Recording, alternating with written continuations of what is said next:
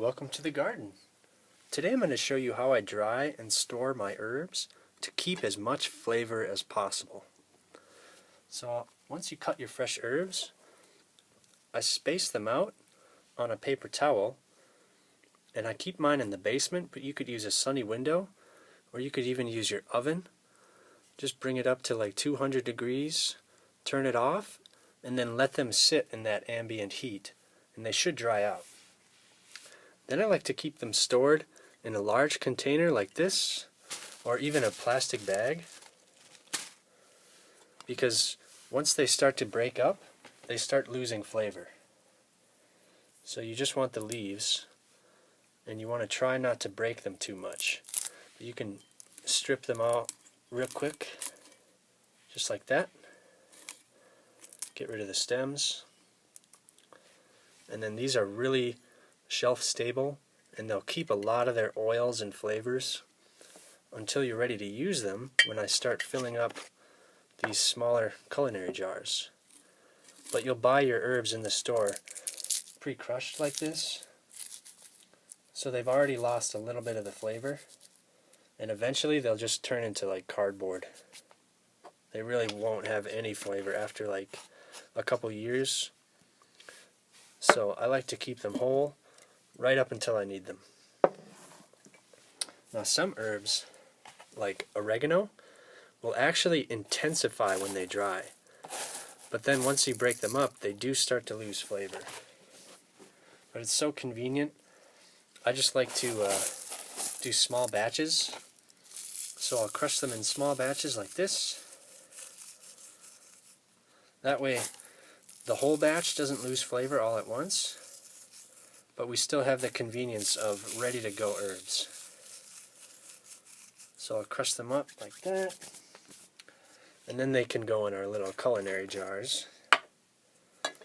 I'll just funnel them in like this, and they'll have plenty of flavor. Oregano especially is so strong that they're going to have so much flavor even when they're crushed. I do the same with thyme. I keep them whole in a old reused jar, and then once I need them, just get a handful or so. You could do the whole batch, but then you will risk losing flavor. I just crush them up a little bit,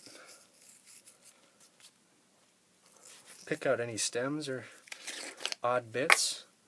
That's all part of growing your own herbs. And then in the jar they go.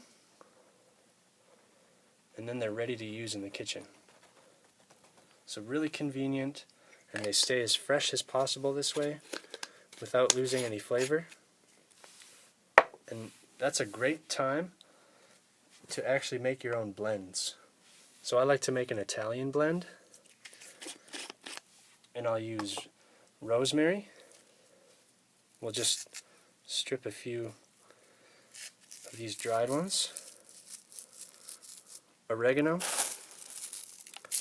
And the ratio is all up to you. If you like more rosemary, you can certainly do that. I like a lot of thyme, a lot of oregano. So we'll add a bunch of thyme. And then we can add some basil. Basil really loses a lot of flavor when it's dry, but there's still just enough to know that you're eating basil. But it really goes well with our Italian blend. But it's really easy to make your own blends like this. And then these you can give away as gifts or just use in the kitchen.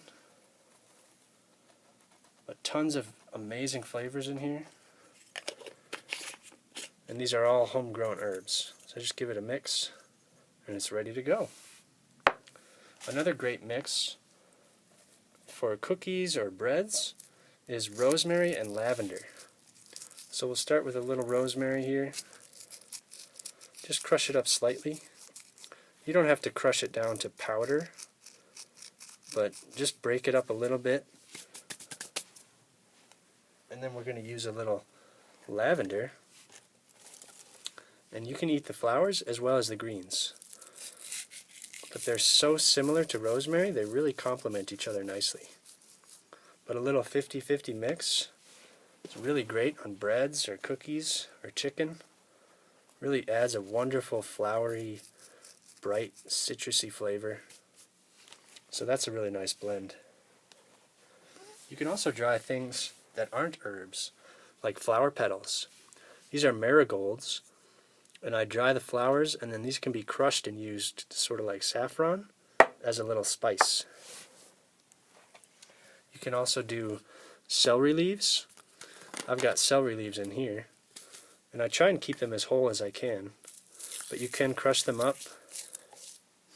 They have that beautiful celery aroma, a little bit of flavor.